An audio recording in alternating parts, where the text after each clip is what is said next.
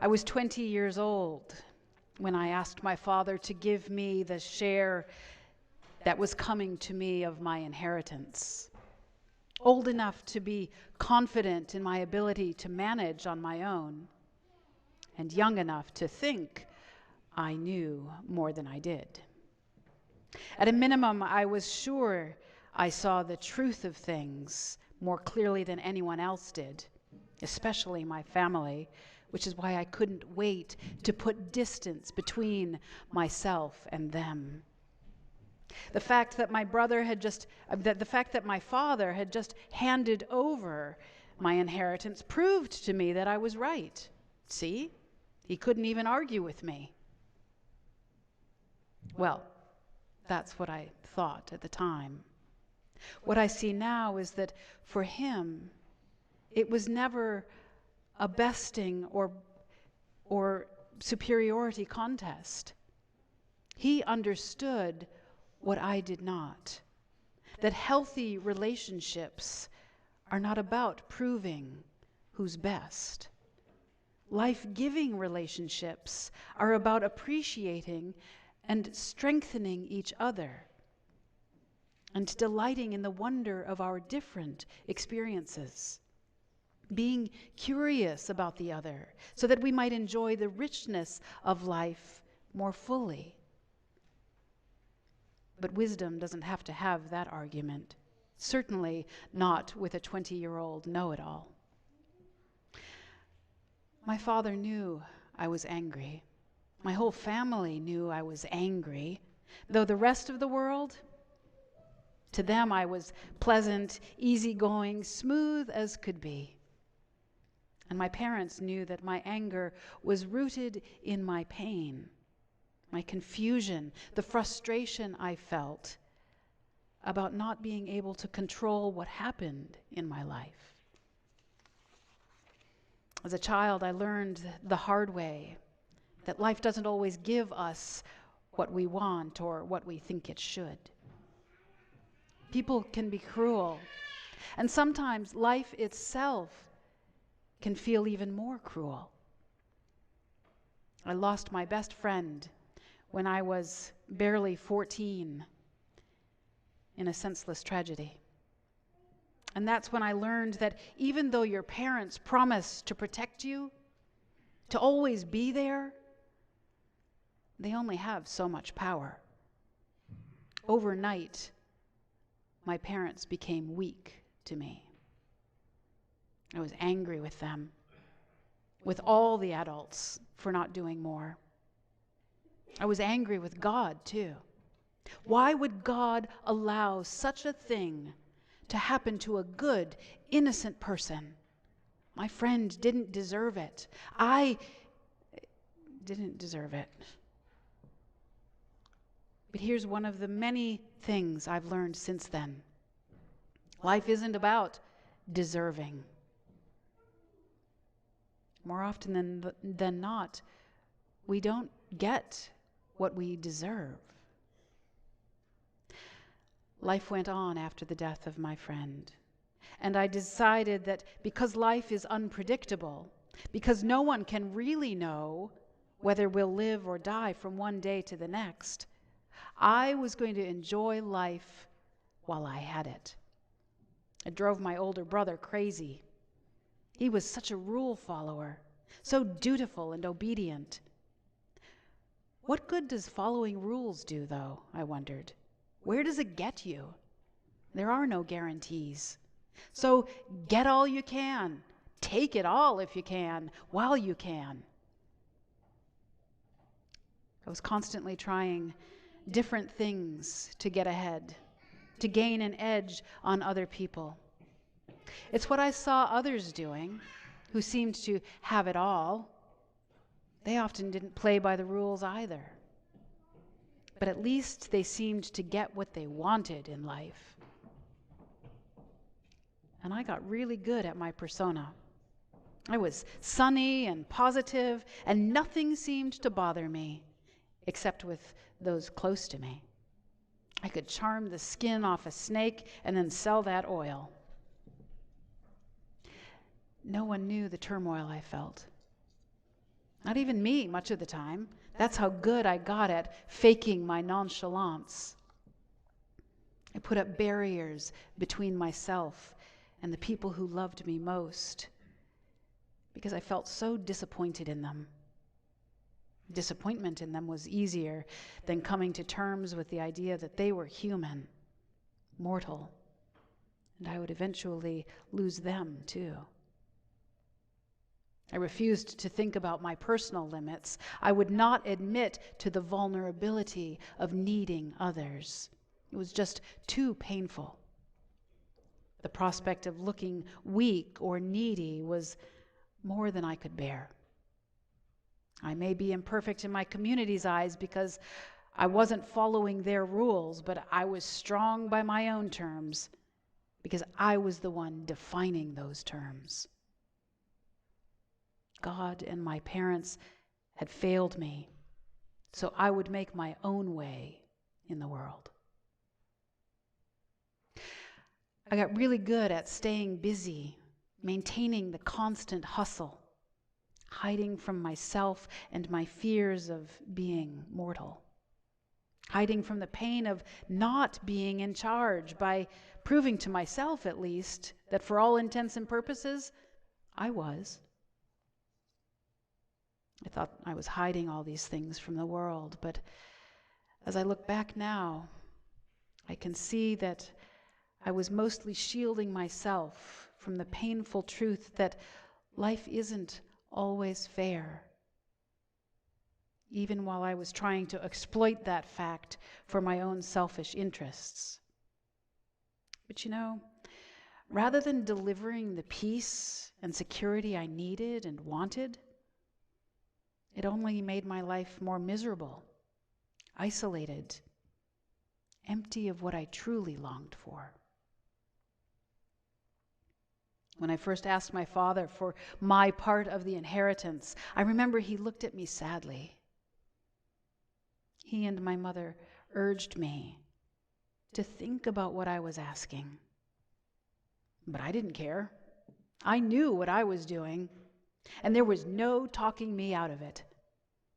I was going to use what I had coming to me, and I would make more of it than they possibly could. I was in charge. I argued that I intended to get ahead by taking a few risks and having some fun, which I told them they seemed incapable of doing. They'd see, I boasted. In a few years, they would understand exactly why my way of managing in the world was superior. The irony of the risk they were taking by indulging my self-absorption was completely lost on me. They said nothing. At the time, I thought it was pathetic. Today, I can see it was the silence of bearing their own suffering and mine with patient love. My brother, of course, was appalled. Once again, I wasn't playing by the rules. I could hear him say to my parents as I put my pack on my back and headed out the door, "We'll be better off now." Off I went without a backward glance. I was so confident in my ability to succeed in the world. And with all that my inheritance allowed me to afford, I was warmly welcomed wherever I went, until it was spent. It hadn't occurred to me until the world around me was leveled with a famine that I was only able to imagine my easy prospects of success because of all I'd received. And not just from my parents. I also had the support and encouragement of my community as I lived and grew. Every teacher or mentor who offered a word of encouragement, who tried to help me see who I truly was, who nurtured what they recognized as my innate abilities. Plus, I was blessed with a body that's always been strong and healthy. When famine consumed the land, it was not only food that was scarce. The work that had been so easy for me to find only a few months earlier also disappeared. It was as I wandered the city looking for jobs, receiving rejection after rejection, that for the first time I truly noticed the lame and the blind begging for charity. It dawned on me that I hadn't earned the body type or the skin color and the physical wholeness endowed at my birth that gave me the advantage of choices not everyone else enjoyed. It was all gift.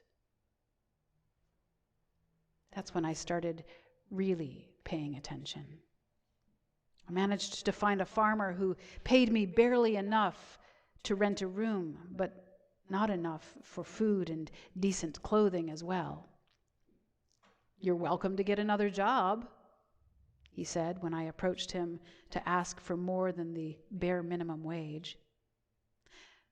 But we both knew that was an easy answer to a far more complicated problem.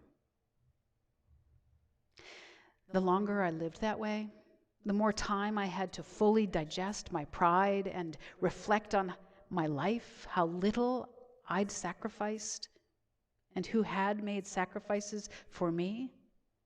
I realized that I had always taken full credit for my accomplishments, as if I or anyone is self-made. That was a humbling realization that somehow felt strengthening.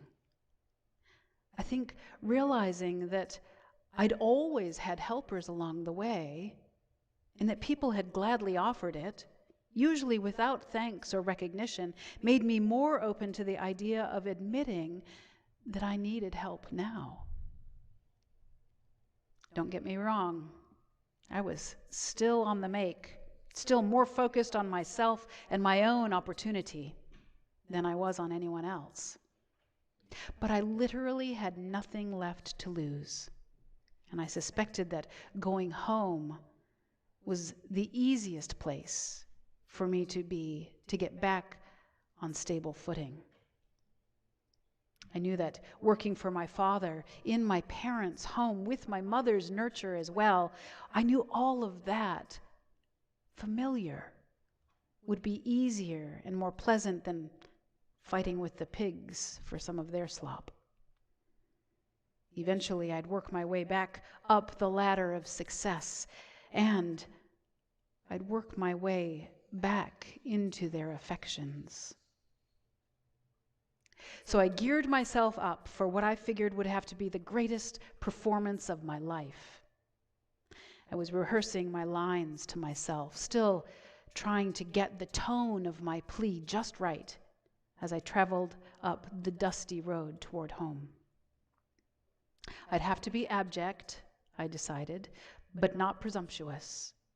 "Father," I'd plead, "Father, I have sinned against you.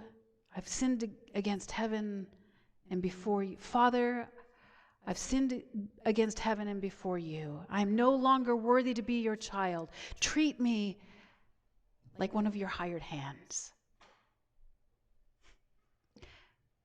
While I was still a quarter of a mile down the road, he saw me. As usual, I was wrapped up in myself, so I didn't notice him at first.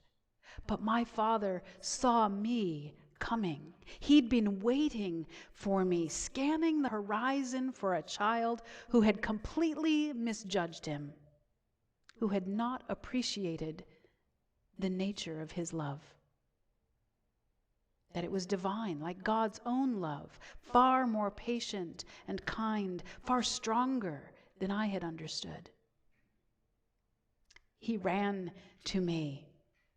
To my astonishment, the old man came trotting down the road with dust flying up behind him, shouting my name and whirling me around in the most tremendous, elated hug. kissed me on both cheeks. And I began my speech. Father, I have sinned against heaven and before you. I am no longer I'm no longer worthy to be. But I couldn't finish. Oh, my dear child, my father exclaimed, you're home. You're home. Your mother is going to be so happy too. He turned aside and said to one of his workers, quickly, bring some fresh clothes and shoes, the best ones you can find. And you, he said, turning to another, you go and prepare a feast for us. Invite the neighbors. We're having a party tonight because this child of mine was dead and is alive again. My beloved child was lost and is now found. I did lose it. I broke down in tears.